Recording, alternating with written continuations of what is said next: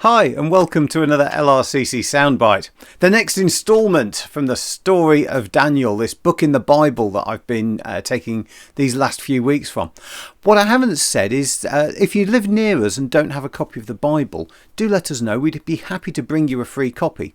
Check out the page on our website. The QR code on the screen now will take you straight there. Then you'd be able to read this story for yourself. Anyway, back to the story. King Nebuchadnezzar.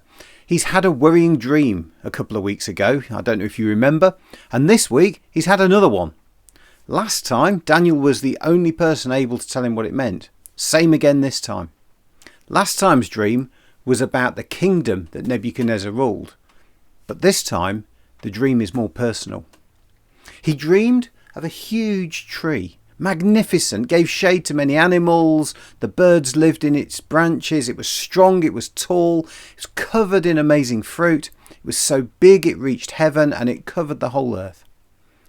And as the king watched, an angel came down from heaven with a task.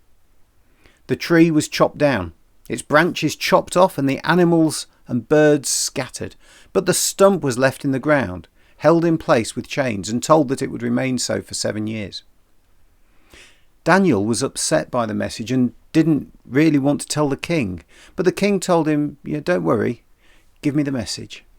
It wasn't good. You see, the tree represented the king. And God was saying that although the king was great and was known throughout the whole world and even to heaven, God would bring him down to earth and take away his mind, making him live with the animals for 7 years until he recognised God as the ultimate ruler of the universe.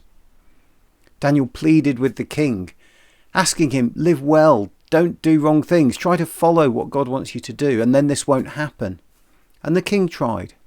But a year later, he was proudly saying to himself how everything he had built was amazing, it was built by him for himself, for his own glory.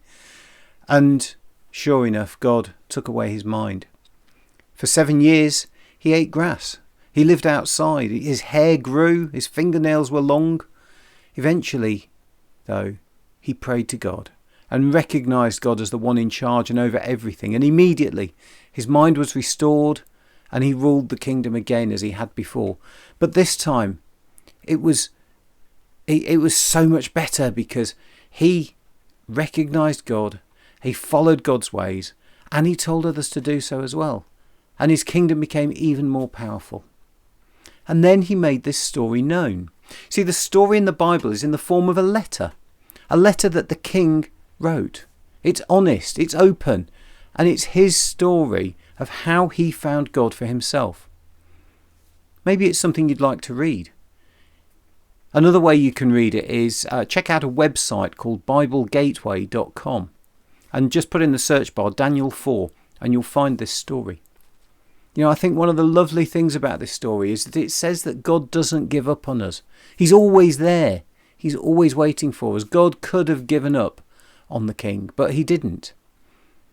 Even through the time when he was suffering, I believe God was still there looking after him and constantly speaking to him, ready and waiting for the time that he was ready.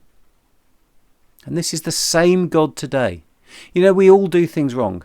But I know that whatever I do, God is always there, always ready, always waiting for me. I'd love to tell you more about it. Remember, you can always just email me or come along and see us one Sunday afternoon between 2 and 5. God bless you. Have a great week and I'll see you next time.